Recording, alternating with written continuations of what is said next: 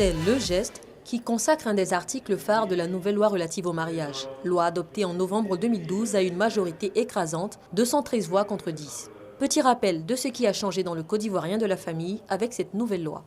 C'est d'abord la suppression de l'article 53. Ensuite, 4 articles ont été modifiés. L'article 58, il mentionne désormais que la famille est gérée conjointement par les époux dans l'intérêt du ménage et des enfants, ce qui implique que l'homme n'est plus le seul chef de la famille. L'article 59, ancien, stipulait quant à lui que l'essentiel des charges du foyer pèse sur le mari. La nouvelle loi, elle, oblige les deux conjoints à contribuer aux dépenses du foyer en fonction de leurs revenus.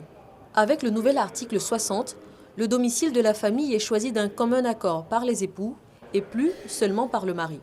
Enfin, l'article 67 modifié octroie à la femme le droit d'exercer l'activité professionnelle de son choix sans avoir à demander la permission de son mari, à moins que le juge n'établisse que cette profession est contraire à l'intérêt de la famille. Voilà ce que dit la loi depuis 2012. Mais qu'en est-il de son application concrète? A-t-elle vraiment permis à la femme ivoirienne d'être l'égale de l'homme? Comment s'organise la famille en Côte d'Ivoire? Et qu'en est-il réellement des relations mari et femme au quotidien? Pour répondre à ces interrogations, nous avons recueilli des témoignages dans 4 grandes villes du pays. Avec l'arrivée de cette loi, il n'y a plus de respect parce que les femmes portent le pantalon, nous on porte le pantalon. C'est une bonne loi, mais ça ne s'applique pas sur le terrain.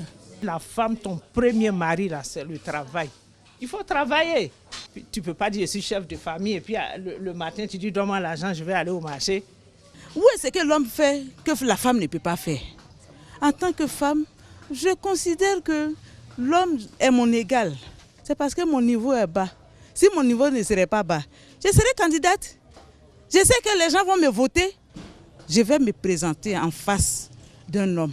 Comme vous pouvez le constater, ici à Man, en l'ouest de la Côte d'Ivoire, les avis sur la nouvelle loi de la famille sont mitigés.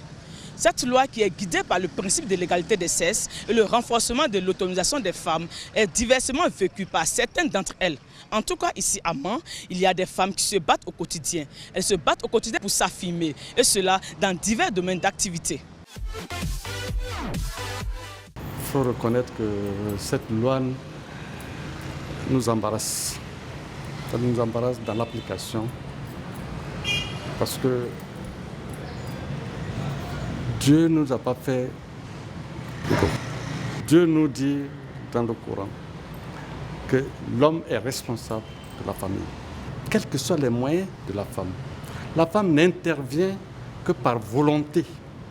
Tout intellectuel que je suis, j'ai eu du mal à accepter cette loi.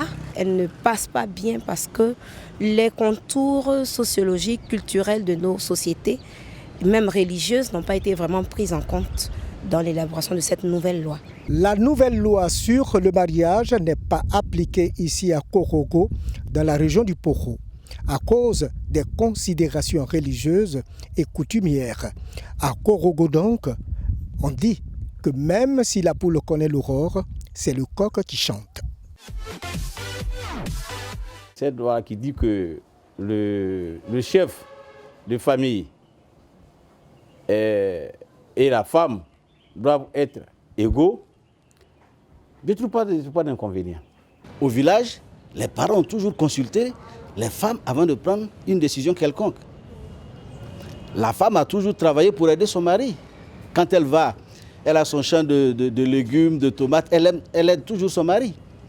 C'est la même chose aujourd'hui, quand une femme travaille, les deux vont gérer ensemble. Je vends les oranges pour soutenir mon mari et mes enfants. Cela ne veut pas dire que moi je vais commander mon mari. C'est le mari qui commande la dame. Mais le nouveau loi qu'ils ont voté là, moi je ne peux pas accepter parce que c'est le mari qui est notre papa, qui est tout pour nous. Un foyer, ça se gère à deux. Ça se gère à deux. D'où justement l'utilité et l'urgence d'emmener les femmes à être autonomes. Parce que je crois qu'avec l'autonomie financière d'une femme, ça lui donne automatiquement la latitude de pouvoir être présente dans la gestion de son foyer. 4 ans après l'adoption de la nouvelle loi relative au mariage, le constat est variable. De Korogo à Abidjan, en passant par Man et Bouaké, les mentalités ivoiriennes s'adaptent tant bien que mal. La tradition et la religion continuent de brider dans notre quotidien les principes d'égalité entre les sexes et d'autonomisation de la femme. Mais la Côte d'Ivoire est un État laïque et elle s'est engagée à défendre ces principes en ratifiant en 1995 la Convention sur l'élimination de toutes les formes de discrimination à l'égard des femmes. Le chemin semble long, mais il dépend surtout de ce que les femmes d'aujourd'hui transmettront à celles de demain.